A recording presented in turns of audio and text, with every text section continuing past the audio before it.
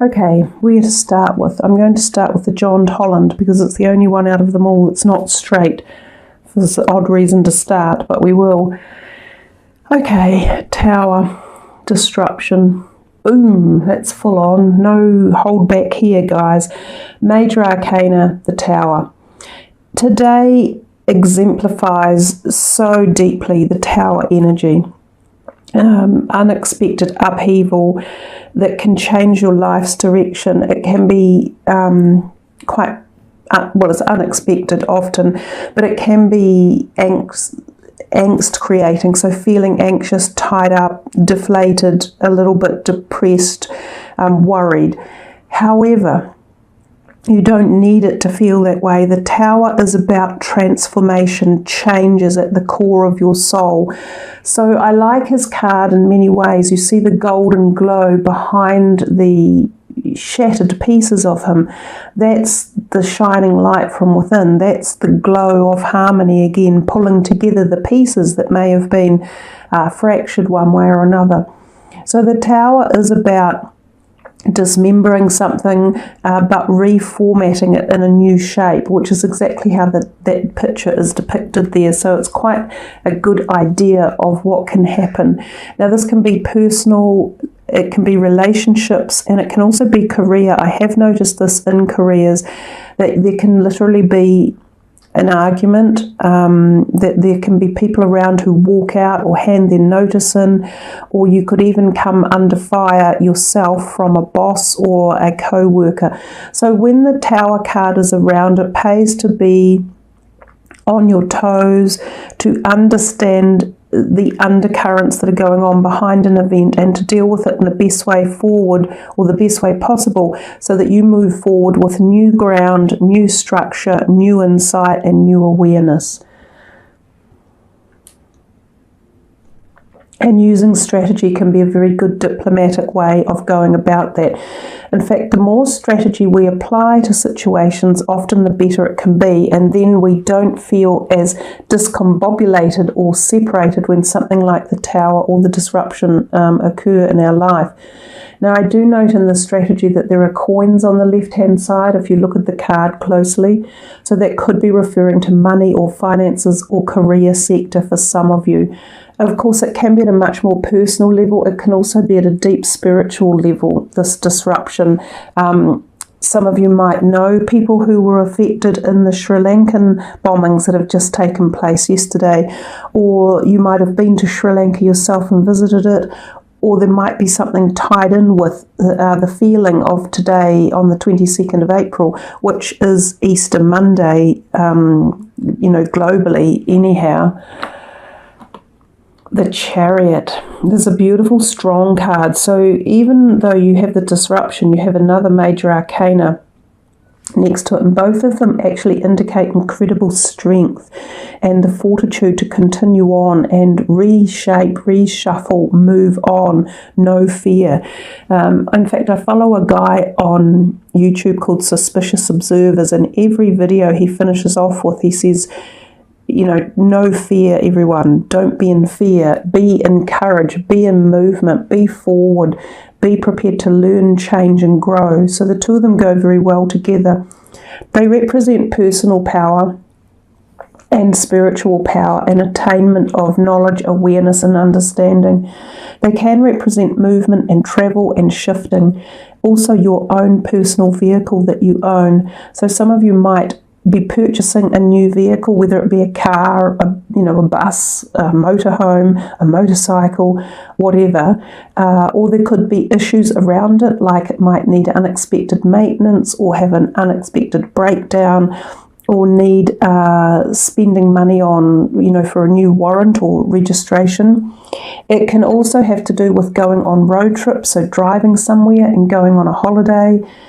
Shifting house most definitely are possibilities when this one, the Chariot, turns up. Sometimes we shift house because something has happened that pushes us to move out of where we've currently been living due to an argument or a strategy that's changed direction or needs implementing, or shifting about.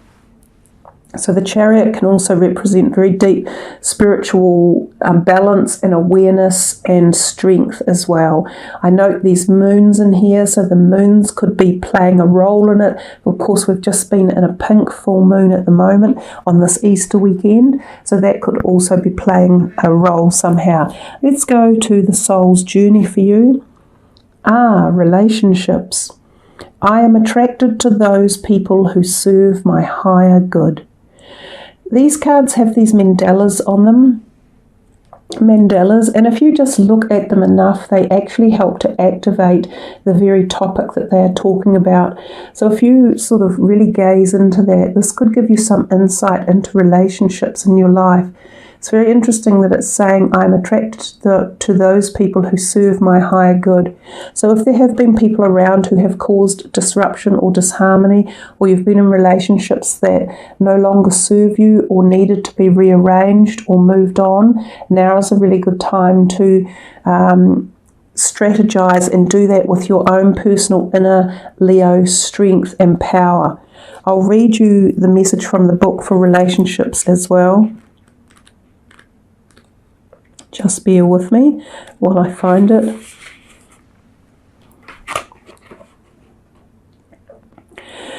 In this three-dimensional world in which we live, there is a sense that we are separate from one another and also that we meet by chance.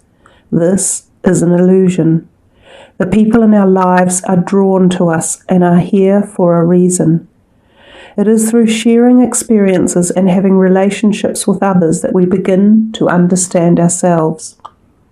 When someone appears in your life, you must see what is not resolved or whole in the person and understand the lessons he or she brings home to you.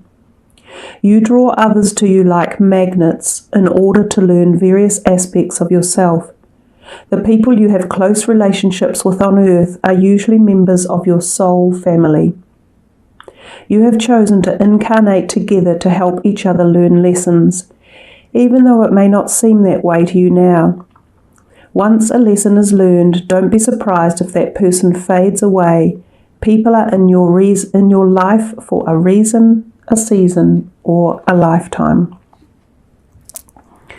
So we'll wait and see what other cards turn up. There is a possibility here of new relationships coming in that are charmed and full of your next learning lesson. Sometimes these are still difficult or painful, and other times they are full of love and harmony and bliss and support and nurture. But if this one does represent a relationship that was just destined to be moved on, know that you have learned from it and grown, even though it might not feel like it at present, and that your soul is evolving and taking you to the next step of higher awareness and connectedness.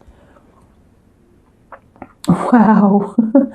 Yeah, walking away again can be from anything. You can be walking away from a career or a country you lived in or a neighborhood. You could be walking away from decisions or belief systems, but often this is walking away from an emotional thing such as relationships. And we have so many messages in here about walking away, but also receiving new relationships coming in. And once we allow ourselves to do the walking away, then we allow the new ones to come in. So just remember, this could be anything in your life. It can also be health regimes. It can be understanding life at the higher level and awareness as well. Emotional withdrawal.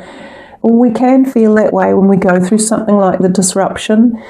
We can feel like we need to do exactly what he is doing on that card, seeking a little bit of solace, meditation, time out, recuperation, seeking answers from ourselves and also from higher areas of life.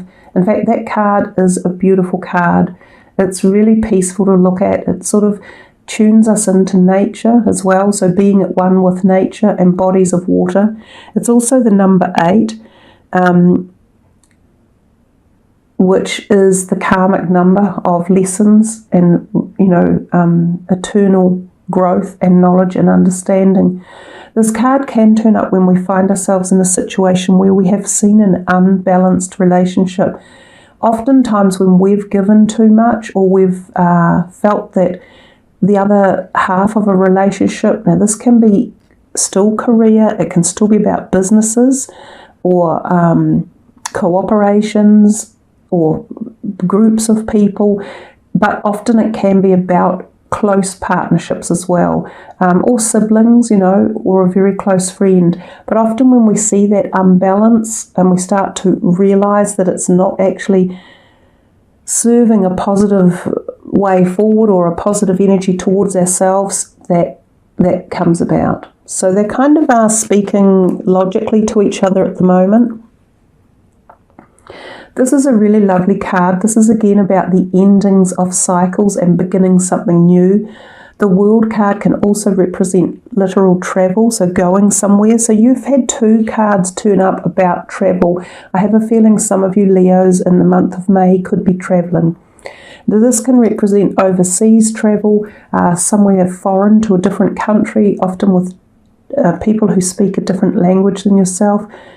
Sometimes this could mean going to live somewhere different to a new country, sometimes to uplift a job or a brand new passage of life, like you've obtained some right of life when the World card appears in a reading. She has like these scrolls in her hand, which to me are like certificates of knowledge or completion or certification. So sometimes this card can turn up when you've been through something like a university degree and you've just finished and you're moving into the next phase of your life. It can happen at a change of point in your life when you're swapping careers out, when you are leaving home for the first time, going on a big overseas trip that will turn into a life-changing event, or moving country through immigration or by choice or by job as well. This can also represent new lovers coming into your life.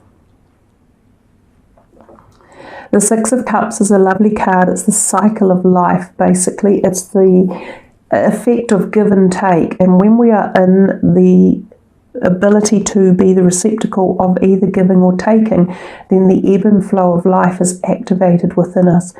When this happens, know that you're on the cycle of life, that everything will continue to move forward as it should. If you're having trouble either giving or receiving, life starts to stall and then things start to grind down and nothing happens, and we feel things like emotional withdrawal and stuff like the disruption. So knowing how to balance life, knowing how to balance the giving and the taking, the gratitude, the harmony, the love, the time out, the meditation, the happiness, the laughter, the partying, all of those things, when you balance them, you become free-flowing. Life moves with greater ease. It's just like oiling the chain on a bike.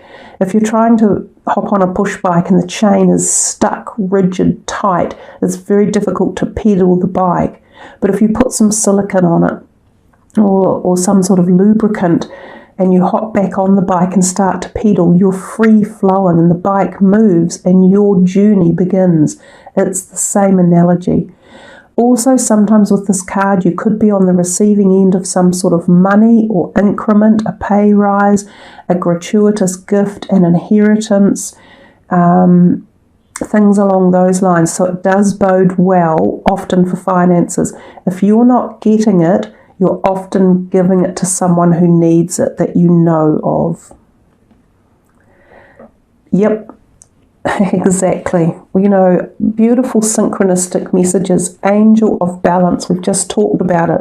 This whole card, as I said, represents the balance of the life flow, the yin yang, the energy of your whole being. How do you want your cycle, pardon the pun, of life to flow? If you want to receive, you must give. If you want to give, you must receive. If you want ease in your life and you want forward journey and you want to know your next destination and you want to evolve, these are the things that you need to do. The Angel of Balance is another beautiful message of what I've just talked to you about. Nice. Blossoming abundance. This card came out for someone recently, and I think we counted 8 or 9 coins in this card. So this can reference again this money that is possibly coming to some of you. There feels as though there could be some buoyancy around your money, especially if you're in some sort of balance or you balance things up to allow free flow. And it's not just money. We can see the whole picture on that card is just, it's so pretty. It bodes beautiful blossoming plants, happy nature. So it's a feeling of bliss and euphoria and harmony. So blossoming abundance at many, many levels in your life, including possibly health, relationships, love, spirituality. It is a beautiful card. Partnerships and alliances is another really nice one. This is the 3 of Wands. Again, this can be considering forming a new alliance or partnership, sometimes going overseas.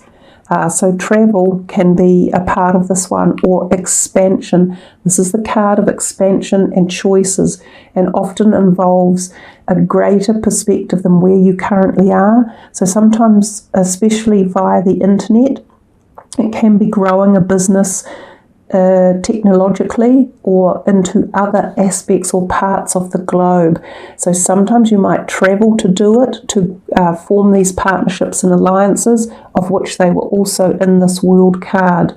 Other times you might go out by yourself to merge with someone to create these possibilities. This is a very, very good bunch of cards technically for career advancement, growth, partnerships, liaisons, communication, all sorts of stuff here. So your money business that's coming in might well be tied up with a career opportunity. But I also still feel as though there could be family money tied into this somehow along the line as well.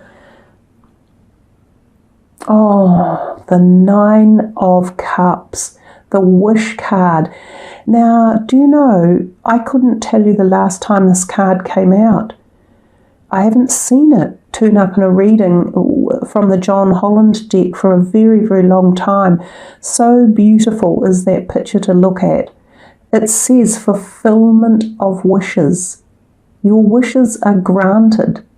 This is an opportunity. This is a wee bit like the Magician card. It's as if the universe is saying to you, timing is ripe to do something here, guys, to act on this blossoming abundance, to understand the journey of life and to show your strength, and to know that when disruption comes, it takes you back into these opportunities of growth and learning and the ability to walk away from what is not serving you, to balance life out in harmony, and to explore the world, because the world is your oyster when you get something like the Wish card coming in.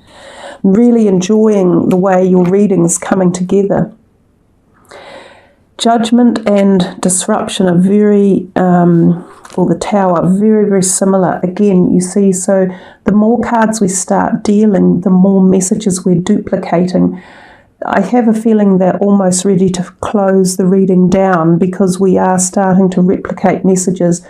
The Judgment is very similar to the Tower in as much that you get this epiphany, like this horn blowing on the top of his mind, illuminating his head, and there's illumination here on the top of his head, that you get this epiphany that you understand something wasn't working, it just wasn't serving you right.